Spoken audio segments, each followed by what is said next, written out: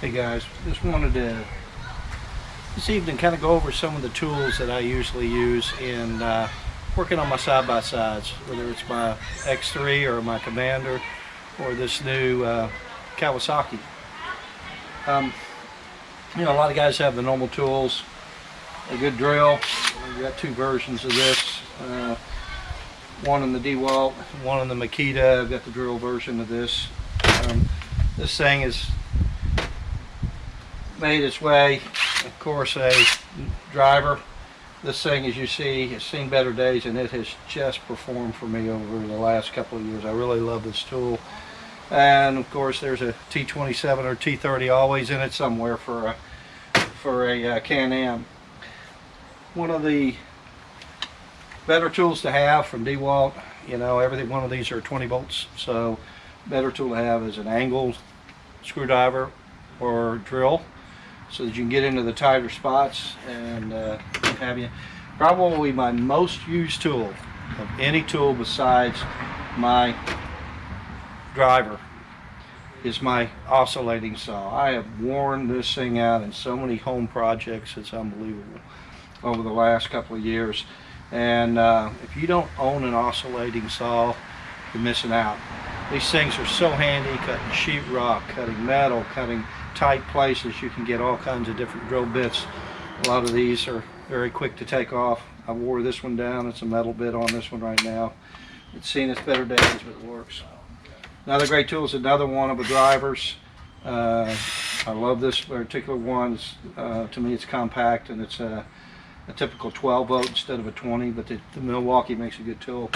I also love I've got two of the Milwaukee drivers, 1/4 inch and 1/2 inch. These are great for tight spaces. You know, all of them use the M12 batteries. Great.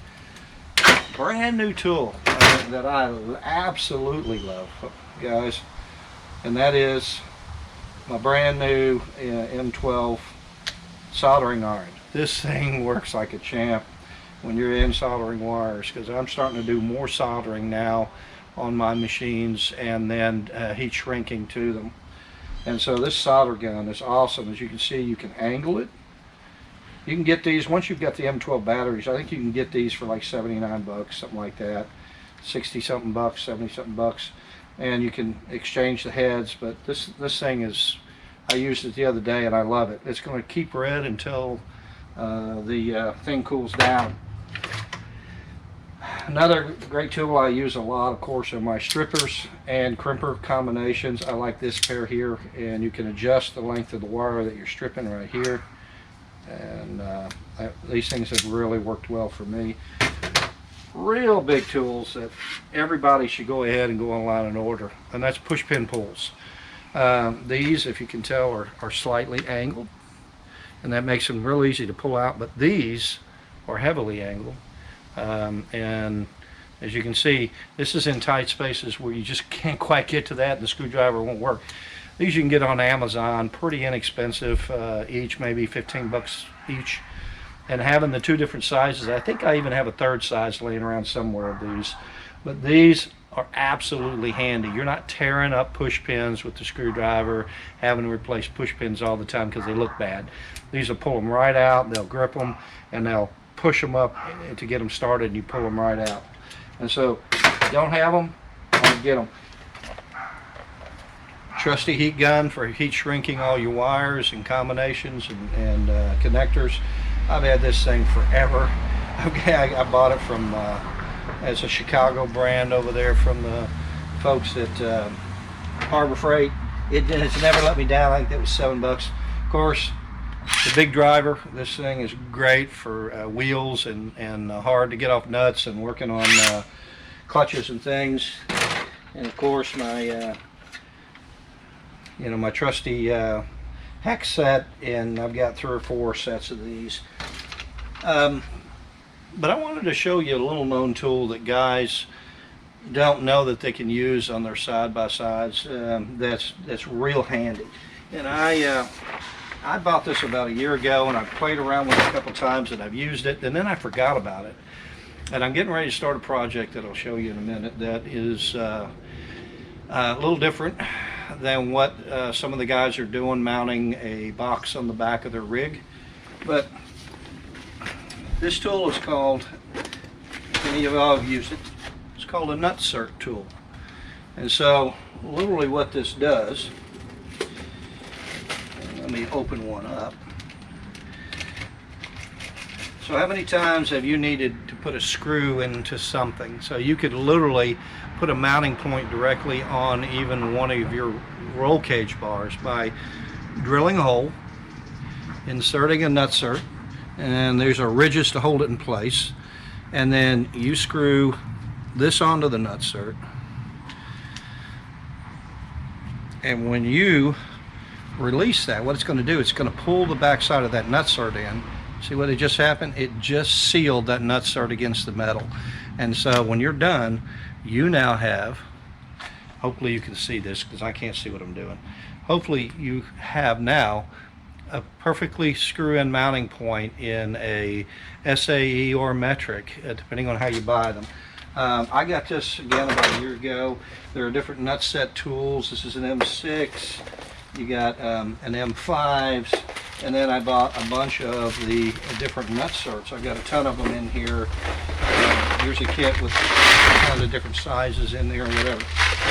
So you say, well, you know, and these aren't that super expensive. I think you'll invest to get enough nutserts to cover any project you'll ever need down the road. And one of these, you're probably maybe less than $100 when it's all said and done. And you can get these tools for, I want to say, I thought I paid $30, $40 for this.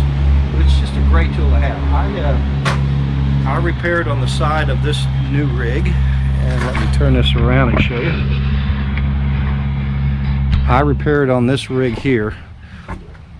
I can get down there and show you this. Probably not, because I got this mounted on the tripod. When I put on my rock guards here, the very last screw that you had to screw in stripped out, and so it bugged me, and I was looking all over for my nutsert, so I drilled out the screw, put a nutsert in, and used the factory screw that came with the kit back again, and now I have it sealed up. But look at it this way, if you were to want to mount something permanently inside somewhere, what better way than to repair stripped out screws and what have you than to put a nutsert in place of that screw mount that got stripped out. Just drill it out, bigger hole, put a nutsert in, and you're back in business to screw a screw in there. So here's what I'm going to do in the using the nutsert this time. Let's take this back up again. Sorry for the craziness here. So everybody's seen all the videos on how to mount a box on the back. The Tractor Supply box. By the way, you can also get these on Amazon without the Tractor Supply. You'll pay $5 more for it. I just happen to have one right up the street, so I'm using that. So a lot of guys you see are mounting D-rings on the sides and strapping them down and what have you. I'm going to do something a little different. I'm going to take nutserts into the bottom, drill my hose, and then use screw-ons. A lot of the new products from some of the manufacturers have the wing screws, so screw caps. I'm going to have 4 screw caps, and so I'm not going to have anything messy on the outside. I'm going to have nutserts right in. By the way, this thing fits, as you can see, just like some of the other machines. This thing fits perfectly in the back of this unit. It opens fine. It's the same height as your tailgate unit. I'll probably replace my storage box unit with the tailgate unit. It's going to give me more room. But if you notice, let's see if I can just move this out of the way. I'm going to drill into, let me get this around. I'm going to drill into 4 places on each side. I'm going to put nutserts in right there. And I'm going to drill the same holes, of course, up into here. Use very large washers so that when I do mount them down, I'm not taking a chance of it bouncing around and screwing up my bottom of my box. But now you've got a really nice clean box that when people look at it, if you want to buy the one from Amazon, This will be gone if it's exposed. Mine will not be exposed. I'll have the tailgate on there. But now you don't have straps, and you just screw in into there. So it'll be a little bit different setup than most guys are doing on the internet, and I will have a video on that as soon as the rest of my parts come in to start the project. I've just got a couple of straps, and I've got the screw caps. I will, when I post that, you'll see excuse me, links to all of those parts and where I got them at. Anyway, hey, listen, I hope this was helpful to you and that you just found a couple of new tools that'll make your life easier out there. And stay tuned for the build out on the new storage. Have a good one, guys. See ya.